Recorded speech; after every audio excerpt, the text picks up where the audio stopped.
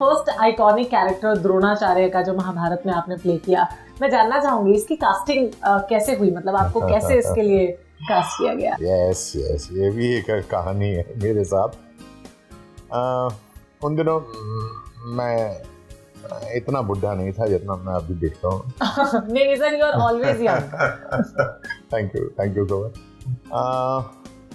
मुझे एक दिन मैं दोपहर में यहीं सो रहा था, तो एक घंटे पहले मोबाइल फ़ोन्स भी नहीं हुआ करते थे, आज से 32 साल पहले जब 88 में महाभारत की कास्टिंग हो रही थी, तो गोपी पेंटल जी का एक दिन फ़ोन आया मेरे लैंडलाइन पर। मैं लैंडलाइन ही होती थी पहले, तो मैंने उनसे कहा कि हाँ जी बताइए। बोले क्या सुरेंद्र तुम आ सकते हो मेरे से ऑफिस में मिलने? मैंने कहा हाँ जाऊँगा। कितनी देर में आओगे? मैंने कहा कहते जल्दी आओ, एक रोल बचा है महाभारत में। अच्छा। और वो मैं तुम्हारे बारे में सोच रहा हूँ, और अगर एक जल्दी आते हो तो मैं करूँगा। मैंने कहा सर मैं 1 घंटे में पहुँच जाऊँगा। मैं फटाफट उठा, तैयार हो गया और मैं अपनी गाड़ी पुरानी फिएट लेकर वहाँ पहुँचा ऑफिस पे। गोपी जी ने बोला हाँ भाई एक रोल बचा है। मैंने कहा जी कौन सा? बोले द्रोणाचार्य। सुनते ही मेरे तो मुंह नीचे हो गया। मैंने कहा बुड्ढे का रोल दे रहे हैं? मैं उन दोनों काफ़ी गुड लुकिंग था, हैंडसम सा था, और हीरो बनने के लिए, हाँ बिल्कुल सही, हीरो बनने आया था मैं कोई कैरेक्टर रोल करने नहीं आया था। मुझे नहीं लगता था कि किसी मेरी एक ही हंगल जी से मेरी कंपैरिजन से लोग शुरू कर देंगे कि हंगल जी तो अब नहीं रहे, अब तुम जो है ये हंगल जी वाले रोल करो। तो मुझे कुछ ऐसे ही दिखने लगा था अपना भविष्य। तो मैंने उनको मना कर दिया, गोपी जी को मना करके। मैं वो मुझे काफ़ी समझाते रहे, कहते रहे, मुझे बोलते रहे, मैं उनकी किसी बात को ना सुना ना हो गया, इग्नोर कर दिया। मैं उतर के नीचे गया, अपनी गाड़ी में बैठने लगा, तो पीछे से एक आदमी दौड़ता हुआ आया। बोले साहब आपको बड़े साहब ने बुलाया। बड़े साहब मतलब बी.आर. चोपड़ा साहब। अच्छा पहले आप जानते हैं कि डायरेक्टर्स की बहुत बड़ा उनका वो होता था, एक रुतबा होता था, बहुत बड़ा रुतबा। मैं चोपड़ा साहब के पास पहुंचा तो उन्होंने कहा कि वो मुझे देखते रहे काफी देर, तो मैं चुपचाप खड़ा रहा और देख के कहते यही है द्रोणाचार्य।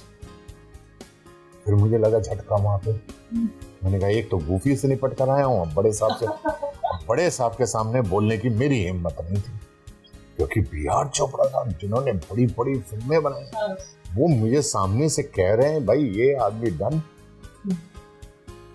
तो मैंने कहा सर मैं कुछ कहना चाहता हूँ। बोले हाँ कहो। मेरी पहले के लोग जो थे बड़े लिबरल्स होते थे, बड़े उनका बिहेवियर बहुत अच्छा होता। मैंने कहा जी कहो। मैंने कहा सर मैं बुढ़े का रोल, तो मुझे नहीं मालूम था वहाँ पे एक वो सब लोग बैठे हुए थे, सभी राइटर्स बैठे थे, 5 राइटर बैठे थे, उसमें राइस साहब भी बैठे हुए थे, लवली से मैन अचकन पहने हुए, बाकायदा पूरा बंद गले में।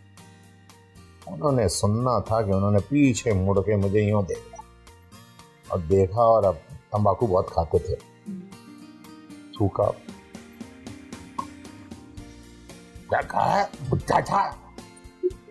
द्रोणाचार्य बुढ़ा नहीं था, द्रोणाचार्य आर्मी का जनरल था, जनरल मालूम है। उन्हें इतना गुस्सा आया ये बात सुन के कि उन्होंने मेरे ऊपर गुस्से की बौछार कर दी। तो चोपड़ा साहब ने उन्हें रोका भी, भाई साहब ठीक है, बच्चे नहीं समझते। अरे क्या सर बच्चे सारे चले आते हैं एक्टर बनने के लिए, इनको अकल नाम की कोई चीज है ही नहीं, पढ़े लिखे हुआ? मैंने कहा हाँ जी पढ़ा हूँ। कितने यहाँ? मैंने कहा जी ग्रेजुएट हूँ। ग्रेजुएट है? इनको यही नहीं मालूम, बताइए ग्रेजुएट है साले। अरे सर मेरे तो बस यूँ समझिए नमिता जी की मेरे तो आंख में आंसू आ गए थे, रोना आने लगा था, क्योंकि किसी ने मुझे इतनी बुरी तरह से डांटा नहीं था तो राही साहब ने डांटा। बट वो कहते हैं शायद अच्छाई के लिए, बड़े लोग जब किसी को डांटते हैं तो अच्छाइयों के लिए डांटते हैं, और शायद राही साहब ने भी एक्सपीरियंस मिलता है कुछ अच्छाई देख रहे होंगे मेरे अंदर, उन्हें एक द्रोणाचार्य दिख रहा होगा। शायद हम इनएक्सपीरियंस लोग थे, हम नहीं समझ पा रहे थे उस चीज़ को। जिस तरह कहते हैं पिता जब अपने बच्चों को डांटता है तो बच्चों को हमेशा लगता है कि पिता हमारे दुश्मन है, माता हमारी दुश्मन है, लेकिन उनको ये नहीं मालूम है कि उनके डांट में भी एक प्यार छुपा होता है। तो मुझे वो प्यार दिखा उनके उसमें, और मैं आँख से रो रहा था, वहाँ रोने लगा, वहीं पे मेरे आंसू गिर रहे थे। तो चोपड़ा साहब को बुरा लगा मुझे रोते हुए देख के। फिर उन्होंने रवि को बुलाया कि कुकी को बुलाओ। कुकी रवि चोपड़ा जी का प्रेगनेंट है। रवि जी आया, बोले भाई देखो ये द्रोणाचार्य आ गया भाई, अपना द्रोणाचार्य मिल गया हमको। अच्छा, फिर भी हाँ आपके मना करने के बाद भी? हाँ, फिर वो अब तो रोने में आ गया ना, परिवर्तन रोने में आ गया ना। तो रवि जी ने बोला हाँ डैड पक्का डैड, यस डैड पक्का। तो बोला डैड मैं इनका एक लुक टेस्ट ले लो द्रोणाचार्य के रूप में। तो ऑडिशन नहीं हुआ कुछ? तो बी.आर. चोपड़ा साहब बोले क्यों कुकी, क्यों लेने की जरूरत है? अरे ये तो ऊपर से नीचे तक द्रोणाचार्य जैसा लग रहा है, क्या जरूरत है? नो। तो I was the only one in Mahabharat जिसका कोई टेस्ट नहीं हुआ था, जो डायरेक्ट द्रोणाचार्य के जूते में जाके खड़ा हो गया।